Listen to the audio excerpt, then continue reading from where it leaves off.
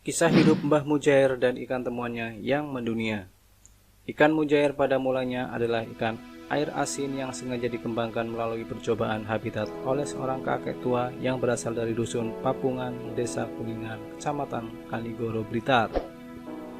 Nama ikan mujair sendiri diambil dari nama penemunya, yaitu Mbah Mujair, yang menemukan ikan ini pada tahun 1939 di Pantai Serang. Untuk menelusuri asal-usul Mbah Mujair dan ikan temuannya tersebut, ini berhasil menemui salah satu pegiat sejarah di Desa Papungan, Dodi Widodo. Menurut penuturan Mbah Ismunir, anak kelima dari Mbah Mujair yang masih hidup, mengatakan awal mula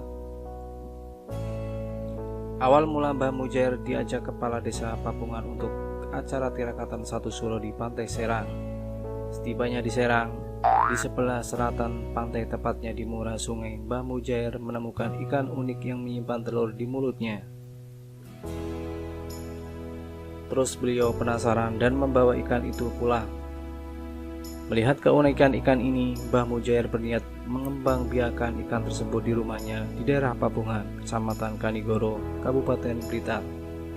Untuk mengambil ikan ini, Mbah Mujair menjaring dengan menggunakan kain udeng ikat kepala yang biasa beliau pakai. Dengan ditemani oleh dua orang temannya, yaitu Abdullah Iskak dan Umar, Mbah Mujair membawa ikan ini pulang ke Desa Papungan. Tetapi karena habitatnya yang berbeda, maka ikan ini mati sewaktu dimasukkan ke air tawar yang berada di halaman rumah Mbah Mujair di Papungan. Setelah melakukan percobaan tersebut, menurut penelusuran kami, Mbah Mujair bukannya putus asa, tetapi malah semakin gigih dalam melakukan percobaan dengan satu tujuan: spesies ikan ini dapat hidup di habitat air tawar.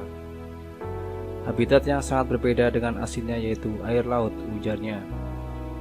Doni menceritakan kegigihan Mbah Mujair tersebut tidak berhenti pada percobaan itu saja.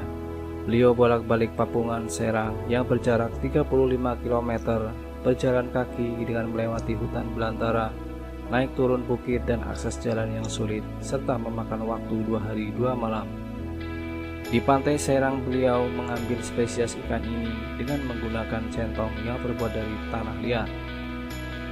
Saat itu, Mbah Mujair juga melakukan percobaan dengan mencampurkan air laut dan air asin dengan air tawar, terus-menerus dengan tingkat konsentrasi air tawar semakin lama semakin lebih banyak dari air laut, yang kemudian kedua jenis air yang berbeda ini dapat menyatu.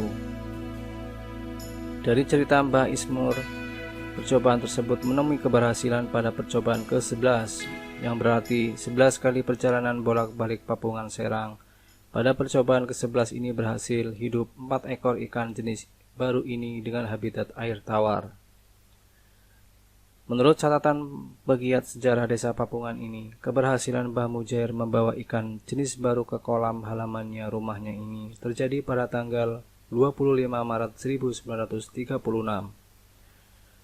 Hal itu membuat Mbah Mujair menjadi lekas terkenal. Dari satu kolam kemudian berkembang menjadi 3.